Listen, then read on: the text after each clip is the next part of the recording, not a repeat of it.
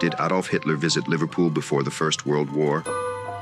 For years, there's been a popular rumor that Hitler spent a few months living in Liverpool from late 1912 to early 1913 to live with his British family. Was Hitler's well-documented admiration for Britain the result of a visit to the country? Is this astonishing claim true?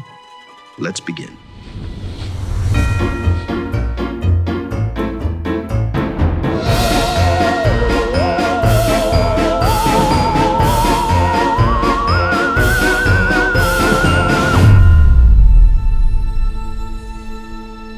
In 1889, Adolf Hitler was born in a little town, Braunau am Inn, in northern Austria, to Alois Sr. and Clara Hitler.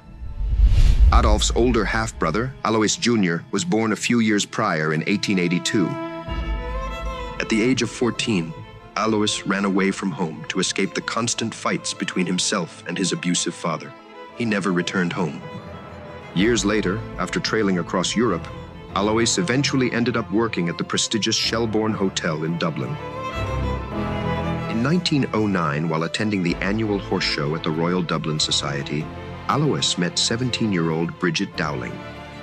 The young Bridget was immediately taken by the charming Austrian, with Alois boasting that he was a successful hotelier, touring Europe on a business trip. Bridget's family strongly disapproved of the match. Their suspicions were proven correct when it was soon discovered that Alois was not, in fact, a wealthy hotelier, but a waiter working at the Shelbourne. Nevertheless, Alois and Bridget eloped to London. Shortly afterwards, they moved to Liverpool. The couple settled in a flat in Upper Stanhope Street, in the then prosperous district of Toxteth, where Alois tried his hand at various business ventures. Their son, William Patrick Hitler, was born soon after. Meanwhile, the young Adolf Hitler had moved to Vienna to pursue his dream of attending art school. He failed the entrance exam repeatedly, and after his inheritance money ran out, he began living as a drifter.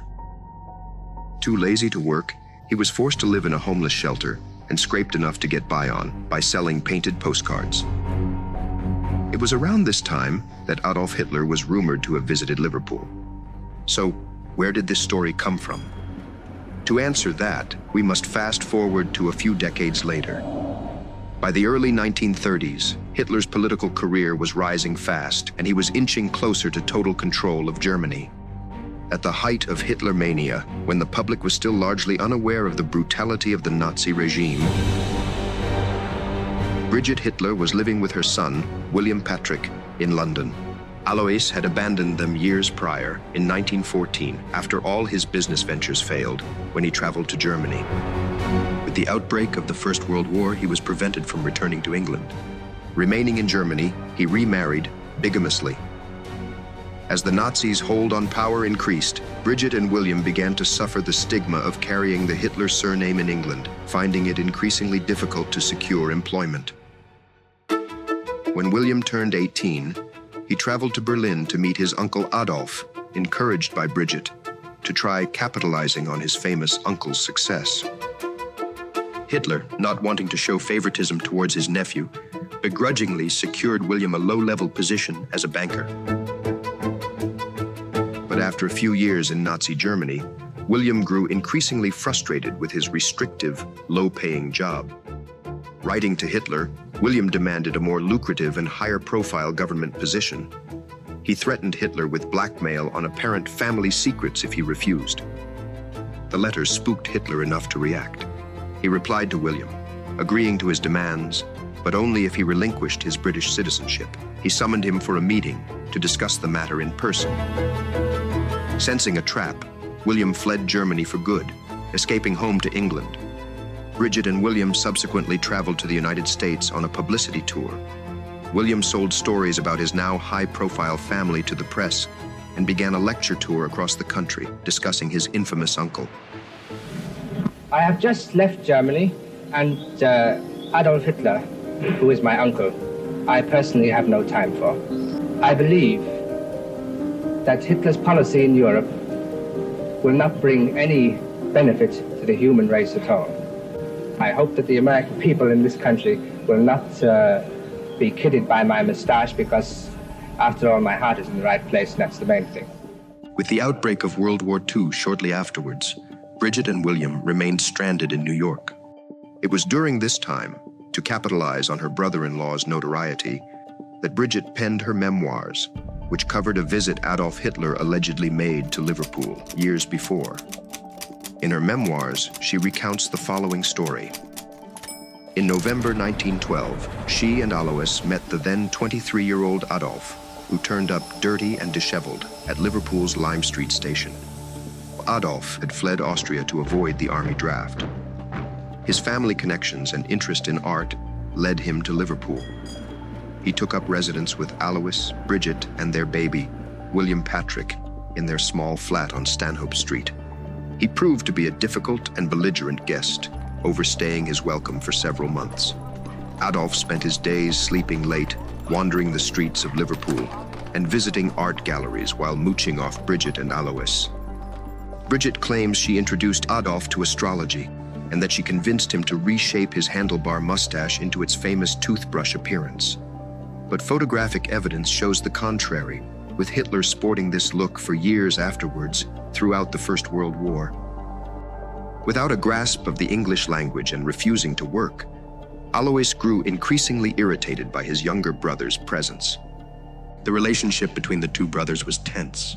I think Alois would have been more than willing to help Adolf if the latter hadn't been so unappreciative and difficult. Adolf took everything we did for granted, and I'm sure he would have remained indefinitely if he had the slightest encouragement. Eventually, in April 1913, Alois purchased a one-way ticket to Germany for his brother and sent him on his way. But Bridget's claims are dubious. Although 1912 to 1913 is referred to by historians as Hitler's missing year, as there is uncertainty to his exact whereabouts at that time, there is little evidence to suggest that he ever left Austria. There are no emigration records to support this claim. It is possible that he traveled under a different name to avoid the authorities, but most historians agree that he was somewhere in Vienna during this time. No publisher took interest in Bridget's unfinished manuscript, most likely believing it to be a desperate cash grab attempt. The journalistic writing style also suggests it was either co-written or ghost-written by a professional writer, or possibly even by William Patrick. Much later in the 1970s, the manuscript was discovered in the archives of the New York Public Library. An article published in the Liverpool Daily Post covered the story of its discovery, and the book was soon published. It is around this point that numerous stories surfaced in Liverpool about Hitler's alleged time spent in the city. Many of these stories are still perpetuated today, such as Adolf Hitler regularly drinking at pubs across Liverpool, including the Post House, the Coburg, Ye Hole and Ye Wall, and Peter Kavanagh's, his local. As Hitler was teetotal for much of his life and spoke no English, these claims are highly unlikely. Another story suggests that he worked part-time in the Adelphi Hotel, but in her book, even Bridget maintained that he was far too lazy to find work during his visit.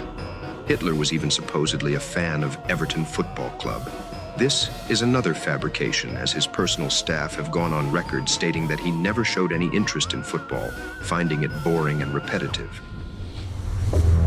Throughout his years in power, Hitler hosted numerous high-profile British visitors, including former Prime Minister David Lloyd George, the Duke of Windsor, and British socialites, the Mitford sisters.